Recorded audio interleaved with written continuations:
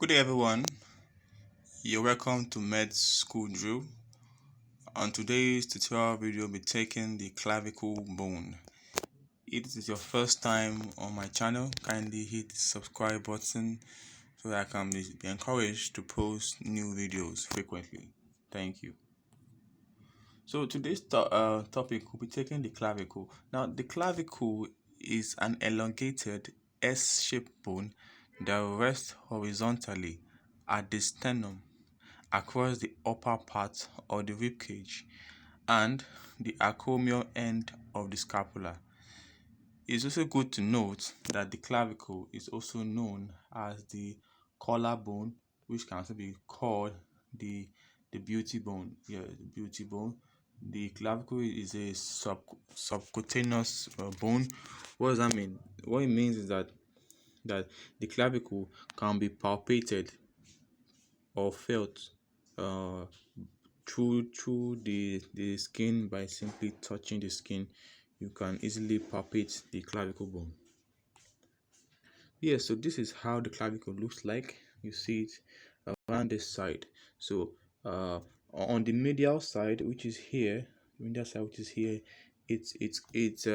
connects, or it creates a joint with the menubrum of the sternum. While on the lateral side, which is here, it joins the acromial end of the scapula, on the acromial process of the bone, the scapular bone.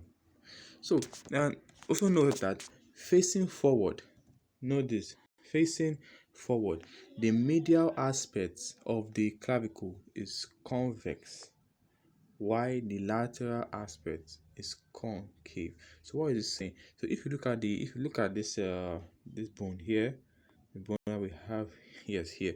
Yeah. So when I say medial aspect, I'm referring to this side.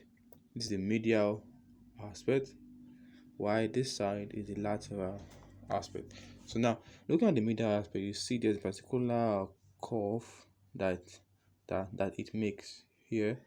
So that is convex, while the one it makes here is concave. So that's what that statement actually means. So, major importance of the clavicle. It serves as the connection between the axial skeleton and the pectoral girdle.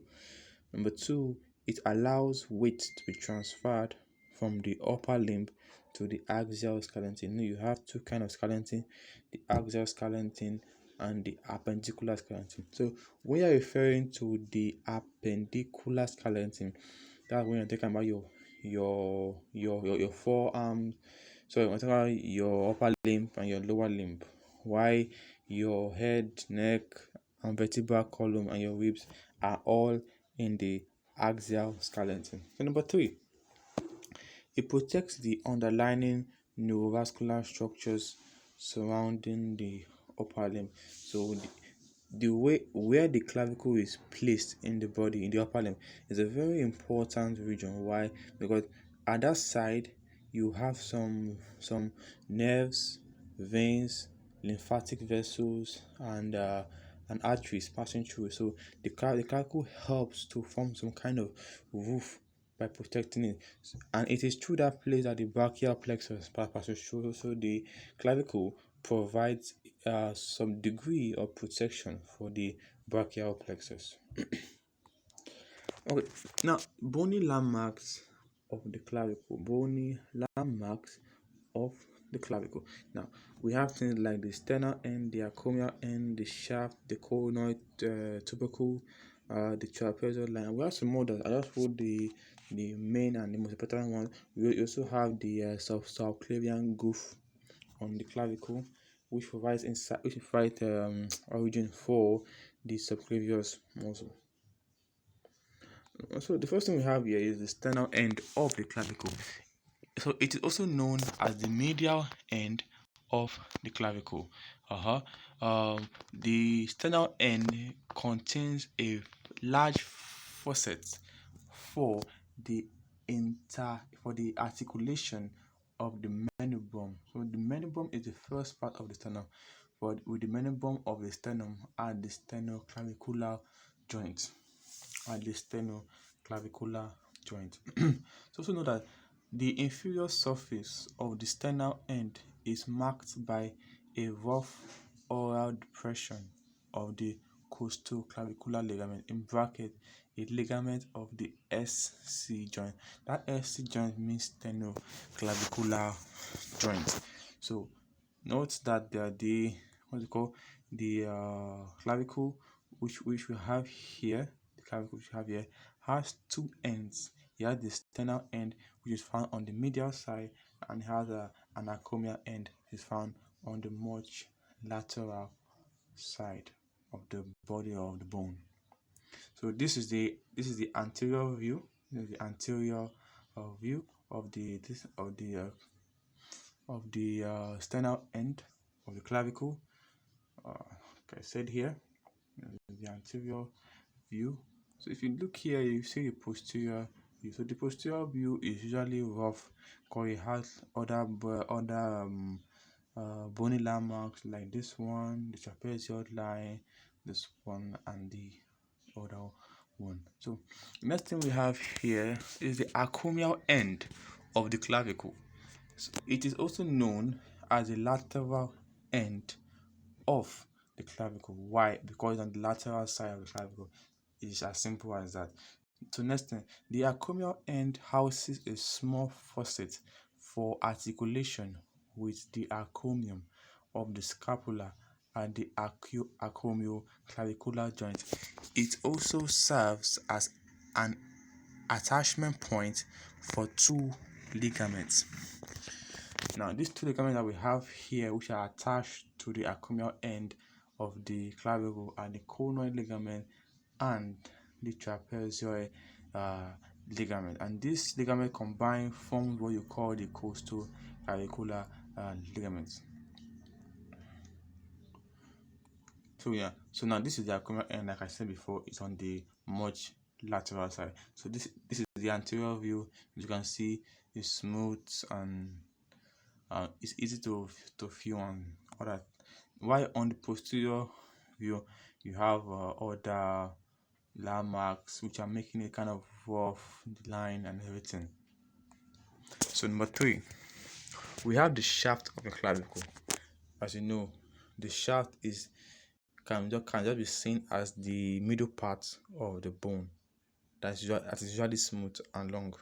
So the shaft of the clavicle acts as a point of origin and attachment for several important muscles. For example, the deltoid muscle, your shoulder muscle. You have the trapezoid muscle, the subclavius, which is found directly under the clavicle bone, your pectoralis major, which forms the majority of your chest muscle, the sternocleidomastoid muscle, which runs from your head down to your clavicle, and you also have the sternocleidomastoid muscle. So this sternocleidomastoid and sternocleidoid muscles, you study them when you are doing your head and neck part of gross anatomy. So looking at this diagram here now, we can see all I have been saying since I started this video. So if you look towards this direction, you see the lateral side or the acromial end, and here is the medial end or the sternal end, just like the words here say as we stated. So a particular bony landmark was shown here. Let's call it the CONOID tubercle, which we will still take along this video. So stay with me and kindly subscribe. Don't forget to subscribe. So number 4, we have the CONOID tubercle. Now, the CONOID tubercle acts as an attachment point of the CONOID ligament, in bracket the medial part of the coracoclavicular ligament. Oh, sorry. Earlier I stated it was the costo. Sorry, it's the coracoclavicular ligament. Sorry, no mistake. Please note it. The CONOID ligament is part of the coracoclavicular ligament. So this is the CONOID tubercle. You can see it here. It's found at the inferior parts of the clavicular bone on the posterior region. Yeah, this view that we have in this diagram here, this is the posterior region. The anterior region will be very smooth. You can also see it on this animation diagram that I have here also. So number 5, we have the trapezoid line. Now the trapezoid line acts as an attachment point of the trapezoid ligament, the lateral part of the coracoclavicular ligament. So this is the lateral part, why the coronoid ligament is the medial part. So just like what I have been saying, you see this line, the trapezoid line, see it here. That's what I've been showing in this diagram since I've been going through this ever since. Why this is the CONOID tubercle. So clinical case: fracture of the clavicle. The most common mechanism of injury is a fall to the shoulder or onto an outstretched hand. Now you have different kinds of clavicular fracture. Now it depends on where it takes place. So you have something like the lateral third. You have something like the lateral third, and it only occurs 15% of patients that are seen in the hospital that report the case. Why clavicular fracture on the middle third is found in 80% of cases, while on the medial third just 5% of the case you see that. So now, what do I mean by all this third? Let me use a diagram to explain it. Now let's use this diagram of the clavicle to explain what I mean here. So now, if you are looking at the clavicle from the anterior view, you can divide the clavicle into 3 parts. This is seen at the medial third. This is seen as the middle third, while this other part here is the lateral third, medial third, middle third. So know the difference. There's a medial third, which is this. There's a middle third, which is this. And there's a lateral third, which is this. So most fractures of the clavicle occurs in this region, in this particular region, and that is reasonable because that is where most of the weight will be is likely to be felt in most bones. Or take an example, like a wood now, which is kind of heavy weight on one side, and on the other side is likely to break or fracture at the center or the middle part of it. So this is a diagram that shows the diagram of a fractured clavicle, to be precise. Now this is a scapular bone. This is the humerus bone. This is the head of the humerus. This is the acromial process that intersects or that makes create a joint with the clavicle. So this is the clavicle. This is one part. There's another part. So this part has been broken up. There's a fracture occurring at this. Region between the clavicle. Sorry, yes, this part. So you can see. So looking at this diagram, I will say this fracture occurs somewhere between the middle third and the lateral third. Remember, the lateral third is the side that is close to the let me say the shoulder joint.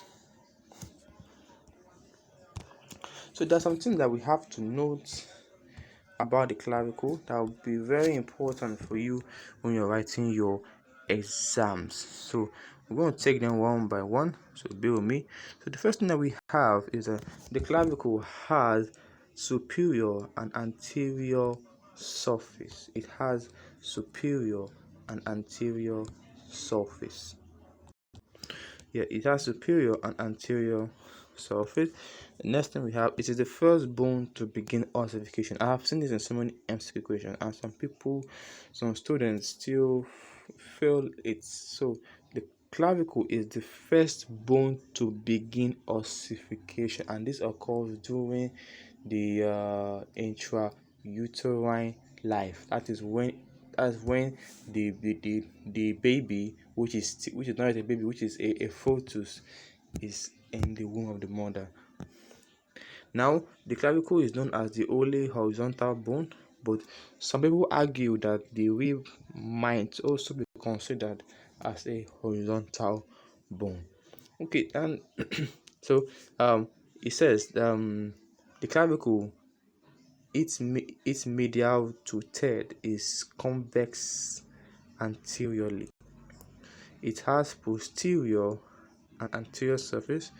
The sternal end is wedge shaped. So what is a wedge shape? So this is how a wedge looks like, something like this. So that's how a wedge looks like. So the next thing we have, it is a common site for upper body fracture. It's a common site for upper body fracture. Next, it articulates with the sternum medially and acromion laterally. Yeah, laterally. So its inferior surface has a number of tubercles and fossas for muscle attachment, causing it to appear rough. So the reason why the posterior part or the inferior part of the clavicle, to be precise, is rough because it has sites for insertion or for attachment. Okay, it is larger and more prominent in males, which is correct. Why? Because males' body are adapted to carrying heavier weights. So nature has made it in a way that the clavicle of males are much thicker than the females. It completes the ossification process at 25 to 27 years of age. And note, the clavicle is also the last bone to complete ossification. So the clavicle is the first to start and the last to finish. Very, very interesting fact.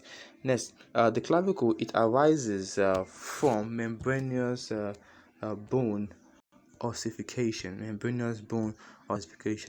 and the last point that we have here is that it lacks medullary cavity. So medullary cavity. So bones that have medullary cavity are bones that are able to produce bone marrow, so they can produce blood cells. So I've come to the end of this video. Please kindly subscribe to my channel, so I'll be encouraged to post more interesting videos. So thank you.